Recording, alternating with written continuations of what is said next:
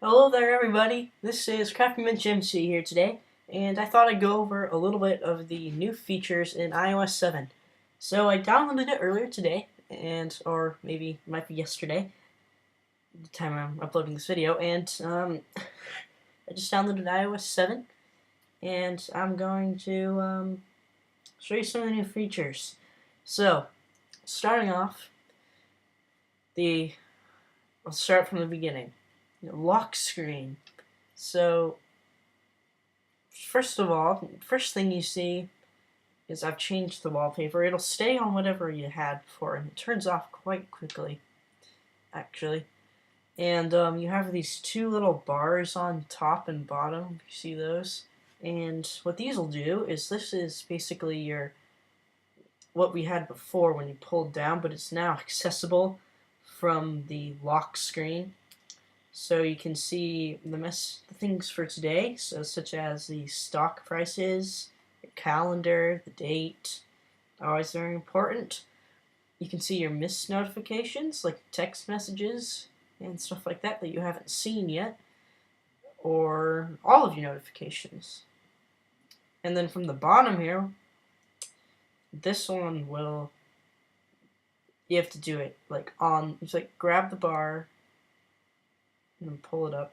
It's a little bit hard sometimes. There we go. And from here, we get all of these really useful controls that you might remember going to your settings to do, or stuff like that really didn't require doing that, and it was kind of annoying. So, gosh, it's draining my battery. But what you can do here is stop and play your music. You have a nice little flashlight that'll, gosh darn it. The flashlight will like turn on your flash, those apps that already did that before, but now your iPhone or iPod or iPad, I think, can also do that for you as well. And all these other three will just take you directly to the clock app or the calculator app or the camera app, as you can see down there. So you can also turn off Wi-Fi. If you look on the top here, turn on airplane mode, turn on Bluetooth. The moon is the do not disturb. And I'm not sure this says portrait orientation lock. Can I like turn it sideways? No. Oh, it's probably for like games and stuff. And also, you may see if I'm tilting my iPhone right now. I mean iPod, an iPod Touch 5, and as you can see, it's kind of moving the picture around. Now I have a dynamic wallpaper, so if I keep it still, these little bubbles kind of move around and stuff. But that's just the wallpaper itself. Gosh darn it. And also, we always have this camera that we can take up here. So let's go ahead and unlock the iPod. So as you can see here, it's a much smoother transition. You can drag on any point in the screen that you wish. And you can also just put in your passcode, not too worried about people knowing my passcode. And then you get to this page. It has a nice little animation as the icons fall into place. Now, okay. Let's get on to some of this other stuff here. So let's say you want to put more items in a folder. Let's head into the folders. Sorry, I'm just gonna pause there. So look at the folders. Now they look a lot different, as well as the icons that come with the iPod or iPhone. They all are redesigned and more simple. So if you look at the icons that come, such as the calendar right there, or the mail, and you can see they look a lot more simple. They're a lot more intuitive, I guess you would say. And also the folders are more symmetric, only a 3x3 grid, but they allow you to scroll through multiple pages, making the folders infinite and much more organized, and allowing you to have a sense of order to your iPod Touch, as you don't have many pages full of folders of games. You can just have them all in one folder and just have them scrolling through. Now, One thing that I like is you can also put the newsstand in a folder. You may have noticed that from the iOS 6 you cannot put your newsstand in a folder, and it really bothered me for some reason, but you can also do that now. So again, the same things are accessible from the lock screen. You get this pull down window, this pull up window full of tools, and yeah, let's start on this and these new applications. So let's go ahead and open up, say, the settings. So you can see here that it pretty much looks the same, except it does have a different font. They did change the font to a different one. I forgot what it's called, but I kind of like it better. It makes it look more clean, I guess, and much of the icons on the left, oh gosh, on the left of here also have more simple designs you can control. It's pretty much the same as normal because it looks different. And also something is, if you like click on the control center, you don't have to click on the back arrow on the upper left hand corner. You can simply drag from the left to the right on any point of the screen. You can't see what I'm doing, but I'm just dragging over, and it's kind of like a layer, and I'm just kind of pushing the layer out of the way. See what I did there? Pretty cool. And you can also, these switches look a lot different as well. I'm not going to switch to the airplane mode because I'd probably stop my recording. So, all these pretty much the same there. Okay, that's the settings.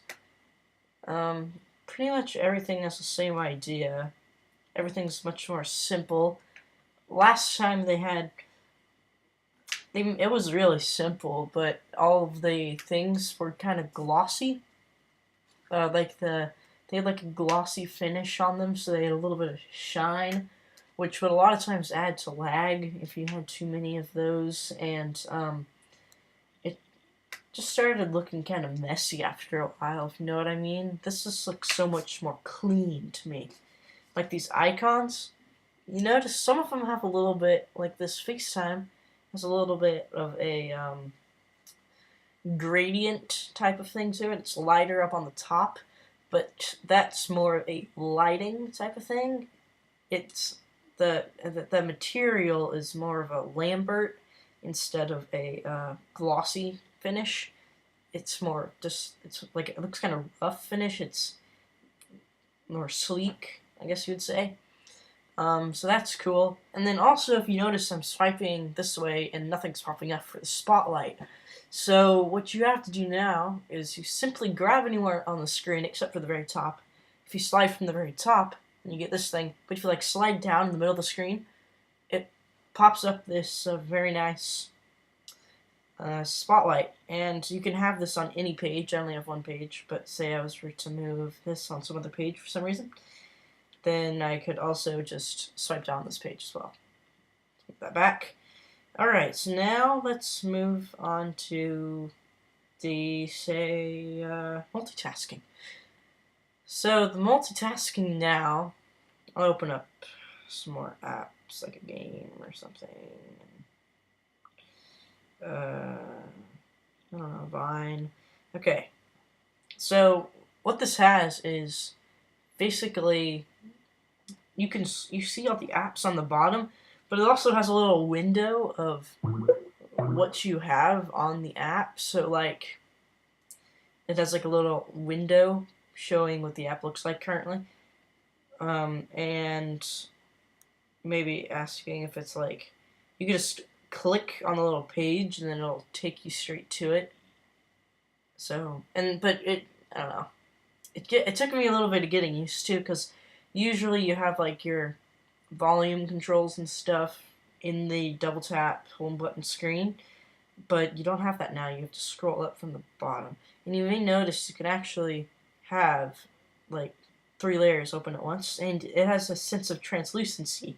You can see that app going through, which adds to the effect of layers. And if you want to close these apps, you simply grab the page and swipe upwards. I don't know if you can swipe up, up, up, up, and then you just go back to the home screen. pretty simple. So that's pretty much it. See if I can add anything else here. It's overall very nice. Oh, well, there's one new feature not in there, in the music department, pretty sure. That's iTunes Radio. So, say you want to, like, add a band. Like, you want to have a good radio station. So what you do is, you can either look up on these featured stations. It have this very nice animation of kind of, like, moving out of the way. See that? Yeah, it's pretty cool, isn't it? You can click on the New Station tab right there. And as you can see, it also has a sense of translucency. You can see through this little blue thing behind there. It's pretty cool. So say I want a classic rock station. Click on classic rock. Then let me see which I want. I want some classic hard rock, sure. And I want, right.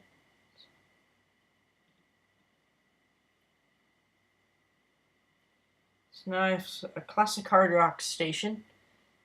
So if I click on that, so I have a song by The Who going on. So the way the radio works is you can't go forward, but if you don't like the song that you're on, for instance, you can click on this kind of fast forward button. I really like the song personally, but click on the little fast forward button and then it goes to a Kiss song. That's a really creepy picture. Stuff like that. And then of course, if you're out listening to music, you can always just go like this and click. There we go. Man, this is giving me some good songs. I think I'm gonna like that. And yeah, so that's pretty much it. I'm gonna show you a quick animation I really like. If you go to one of these, like calculator, you see that kind of like zoomed in on the middle. And if I go back out, it goes like woo. If I go like, oh, I go like woo. I don't know why I like that so much, but I think it's really cool.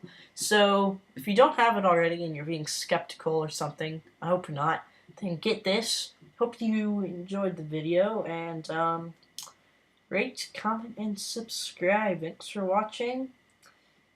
Yeah, and by the way, if you, oh wow, you can like scroll up, see? It's weird. If you have any ideas for future videos, then leave a comment, or you can email me directly at benlewisc@gmail.com. That is benlewisc, one word, gmail.com. And yeah, I check that daily. And if you want any help from me personally, which I can do that because personally I'm pretty bored at the moment, I can help you with that, such as help with recording your iPod screen. If you guys want to know how to do that, record it on the computer like I'm doing, then leave a comment and I'll show you how.